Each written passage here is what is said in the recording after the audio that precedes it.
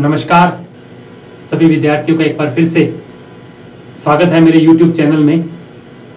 आज से हम प्रथम श्रेणी विख्याता भर्ती परीक्षा के लिए जो 7 प्रमुख भूगोल के जो विद्वान हैं उनकी श्रृंखला को शुरू करने जा रहे हैं और आज उसमें पहले विद्वान कार्ल ऑस्कर शावर पर बात करेंगे। आज हम नीचे कार्यक्रम लिखा हुआ है 1889 से सन 1975 तक कार्ल ओटविन शावर जो है उन्होंने भूगोल के अंतर्गत क्या क्या कार्य किए, किन किन शब्दों का जिक्र किया, क्या प्रमुख पुस्तकें प्रकाशित की, क्या कुछ उनका भूगोल में योगदान रहा उनका, उन सभी बिंदुओं पर आज हम चर्चा करेंगे। तो कार्ल ऑस्कर शावर 1889 में, और सबसे पहली बात, कार्ल शावर एक अमेरिकन विद्वान है। कार्ल शावर सबसे पहली बात एक अमेरिकन विद्वान है और इनका जो जन्म है वो 24 दिसंबर, जन्म ध्यान रखेंगे 24 दिसंबर 1889 में हुआ। तो 24 दिसंबर 1889 में इनका जन्म हुआ संयुक्त राज्य अमेरिका के मिसौरी राज्य में, यूएसए के मिसौरी राज्य में, और नगर का नाम था वारेंटन। वारेंटन नामक नगर में इनका जन्म हुआ कार्ल ओटविन शावर का। उसके बाद में 1908 में स्नातक पास की और 1915 में शिकागो विश्वविद्यालय से 1915 में शिकागो विश्वविद्यालय से सैलिसबरी के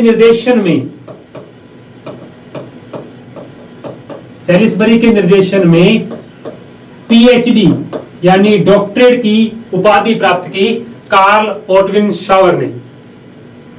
तो पहली बात कि जन्म 24 दिसंबर 1889 को हुआ और मिसौरी राज्य के वारेंटन नगर में, 1908 में स्नातक और 15 में शिकागो यूनिवर्सिटी से जो है इन्होंने सैलिसबरी के निर्देशन में पीएचडी जो है वो कंप्लीट की।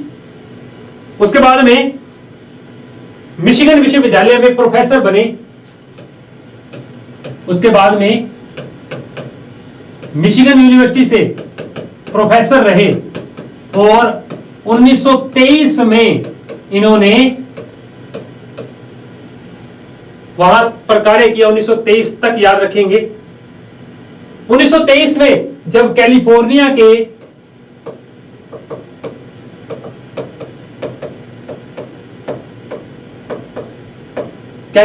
के बर्कले विश्वविद्यालय में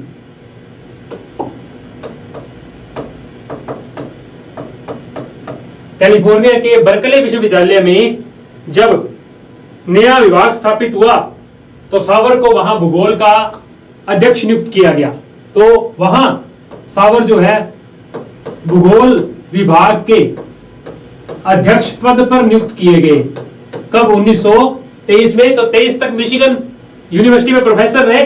उसके बाद में कार्ल शावर लगभग 1957 तक अपने लगभग 34 साल जो है उन्होंने कैलिफोर्निया के बर्कले विश्वविद्यालय में काम किया, जब तक वो सेवानिवृत्त नहीं हुए। तो कार्ल शावर जो है जब जन्मे 1889 में, स्नातक, फिर शिकागो से 1915 में पीएचडी, उसके बाद में मिशिगन यूनिवर्सिटी में प्रोफेसर बने। 23 तक वहां रहे। 23 में जब कैलिफोर्निया में बर्कले विश्वविद्यालय में भूगोल का विभाग शुरू हुआ तो उन्हें वहां अध्यक्ष बनाया गया और फिर 1957 तक वो वहीं पर कार्यरत रहे।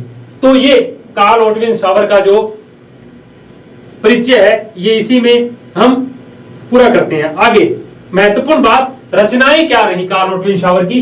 कुल 9 पुस्तकों पर काम किया कार्ल ओटविन शावर ने।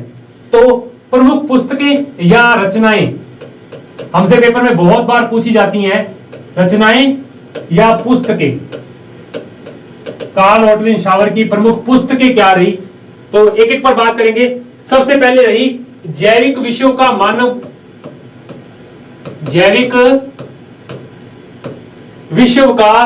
मानव उपयोग।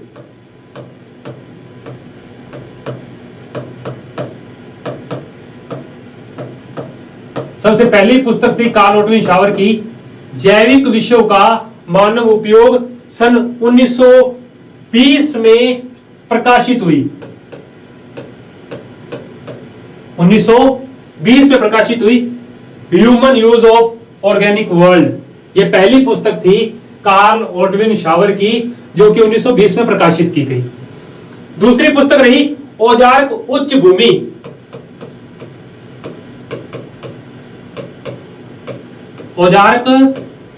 भूमि। औजार्क हाईलैंड कार्ल ओटविन शावर की द्वितीय पुस्तक रही। यह पुस्तक भी 1920 में ही प्रकाशित हुई। तीसरी पुस्तक सबसे फेमस पुस्तक रही कार्ल ओटविन शावर की भूदृश्य की आकारिकी। भूदृश्य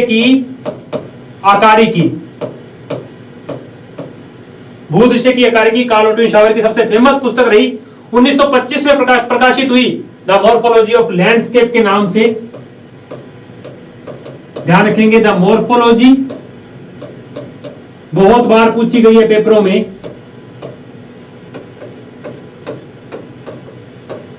द मॉर्फोलॉजी ऑफ लैंडस्केप के नाम से प्रकाशित हुई कार्ल ओटविन शावर की यह तृतीय पुस्तक थी। चौथी भी फेमस किताब सांस्कृतिक भूगोल, कल्चरल जियोग्राफी। सांस्कृतिक भूगोल,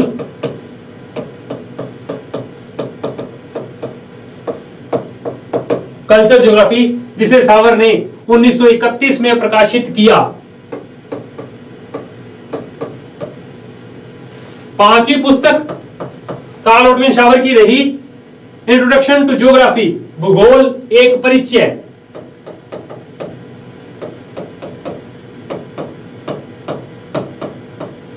भूगोल एक परिचय जो कि 1932 में प्रकाशित हुई। तो पहली 5 पुस्तकें कौन सी है कार्ल ओटविन शावर की? पहली जैविक विषयों का मानव उपयोग 1920, औजार्क उच्च भूमि 1920, भूदृश्य की आकारिकी 1925 में फेमस पुस्तक the morphology of landscape, paper में बहुत बार पूछी गई है। कल्चरल ज्योग्राफी, सांस्कृतिक ज्योग्राफी या सांस्कृतिक भूगोल 1931 में, और भूगोल एक परिचय 1932 में प्रकाशित की कार्ल ओटविन शावर ने। हमें इन दोनों किताबों का सन ध्यान रखना है, 1925 वाली भूदृश्य की आकारिकी का और 1931 में सांस्कृतिक भूगोल जो है कार्ल ओटविन शावर ने प्रकाशित की। इसके बाद में उत्तर पश्चिमी मैक्सिको की आदिम जनसंख्या, उत्तर पश्चिम मैक्सिको की आदिम जनसंख्या, यह पुस्तक कार्ल ओटविन शावर ने प्रकाशित की 1935 में। फिर ऐतिहासिक भूगोल की भूमिका,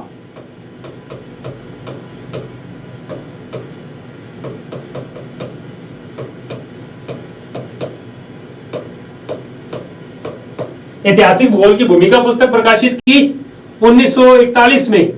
इंट्रोडक्शन ऑफ हिस्टोरिकल ज्योग्राफी 1941 में। 8वीं पुस्तक कार्ल ओटविन शावर की है वो रही कृषि का उद्गम और प्रसार 1952।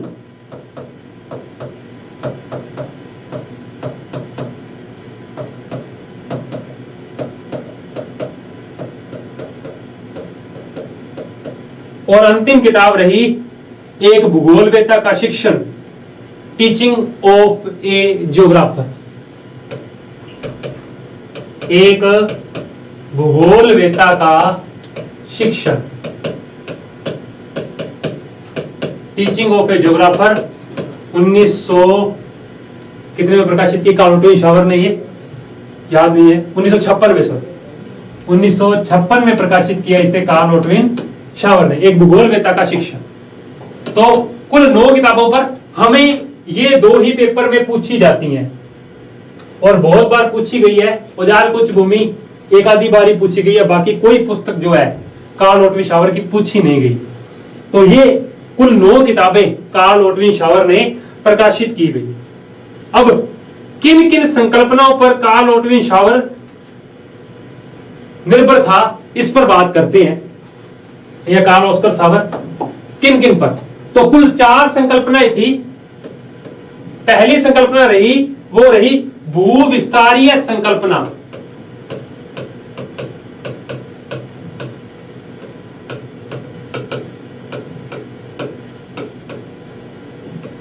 दूसरी सबसे फेमस भूदृश्य की संकल्पना, बहुत बार प्रश्न आता है,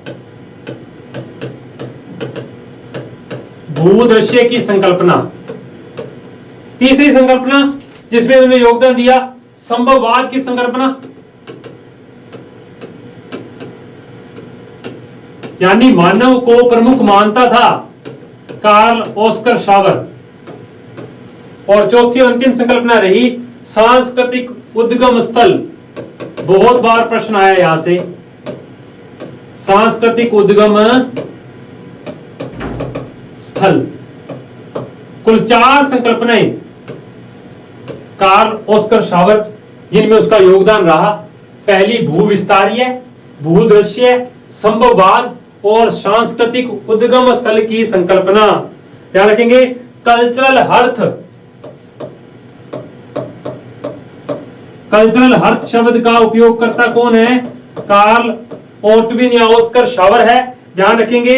और इसने इसका प्रयोग कृषि पद्धति के लिए किया था। कृषि पद्धति के लिए इसने कल्चरल हर्थ शब्द का प्रयोग किया गया था, यानी उसने विशिष्ट मानव या संस्कृतियों के समूह के लिए इस शब्द का प्रयोग किया गया था कि उन्होंने कहा कि सभ्यताएं जो है वो उपजाऊ भूमियों में या कृषि वाले क्षेत्रों में ही जो है उनकी उत्पत्ति हुई है, वहां वो विकसित हुई हैं। इसलिए इस क्षेत्रों को उन्होंने कल्चरल हर्थ के नाम से जाना था।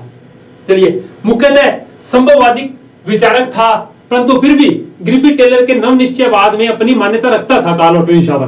ध्यान रखेंगे, वैसे संभववादी था, परंतु ग्रिफिथ टेलर के नवनिश्चयवाद को सही मानता था कुछ हद तक कार्ल ऑस्कर शावर। यह भी हम ध्यान रखेंगे। आगे 1925 में जब मॉर्फोलॉजी ऑफ लैंडस्केप प्रकाशित की, तो जर्मन शब्द लैंडशाफ्ट को इन्होंने अपने भाषा में लैंडस्केप से परिभाषित किया। तो इन्होंने लैंडशाफ्ट को लैंडस्केप के रूप में कहा जब 1925 में इन्होंने अपनी पुस्तक को प्रकाशित किया, द मॉर्फोलॉजी ऑफ लैंडस्केप को। बाकी सावर की विचारधारा से हैटनर और स्लूटर भी मानते थे कि ये जो बात है वो सही है। हैटनर ने इससे पहले क्षेत्रीय भिन्नता शब्द में कुछ बातें कही थी, उसी को लेकर आगे चला है कौन? Karl Oskar Schauer. ध्यान रखेंगे हम। अब शावर भूदृश्य को 2 भागों में बांटता है, एक प्राकृतिक और एक सांस्कृतिक। वो कहता है एक प्राकृतिक भूदृश्य होते हैं और एक होते हैं सांस्कृतिक भूदृश्य। तो उसने भूदृश्य को भी 2 भागों में बांटा है, ये भी बात हम ध्यान रखेंगे। अब भूविस्तारीय संकल्पना वैसे जर्मन विद्वान हैटनर की थी। इसी संकल्पना को, हैटनर की संकल्पना को ही जो है कार्ल ऑस्कर शावर ने आगे बढ़ाया। इसके लिए उसने एक परिभाषा भी दी है, वो याद कर लेंगे, फिर भी कहेंगे कि भूगोल का उत्तरदायित्व क्षेत्रीय अध्ययन है और विद्यालय का प्रत्येक बच्चा जानता है कि भूगोल विभिन्न देशों के संबंध में सूचना देता है, किसी अन्य विषय के क्षेत्रीय अध्ययन का वो दावा नहीं करता। एक अच्छी परिभाषा ये कहता है कि प्रत्येक बच्चा ये जानता है कि भूगोल जो है वो विभिन्न देशों के बारे में जानकारी देता है और भूगोल क्षेत्रीय अध्ययन का ही जो है विस्तारित रूप है। हम क्षेत्रों के बारे में बात करते हैं। तो भू विस्तारीय संकल्पना को लेकर चला था कार्ल ऑस्कर शावर पे। और कुछ प्रमुख नहीं है बातें, बाकी क्षेत्रीय भिन्नता शब्दावली का सर्वप्रथम प्रयोग 1925 में कार्ल शावर ने किया। ध्यान रखेंगे, संकल्पना हैटनर ने दी है, परंतु शब्द का प्रयोग, क्षेत्रीय भिन्नता शब्द का प्रयोग 1925 में कार्ल शावर ने किया है। हमसे प्रथम श्रेणी विख्याता भर्ती में यही इनसे बाहर शायद तक कार्ल ऑस्कर सावर से प्रश्न ना पूछा जाए, ये जो था एक बिंदु था कार्ल ऑस्कर सावर का। अगली कक्षा में हम एक और विद्वान पर बात करेंगे। तब तक के लिए धन्यवाद।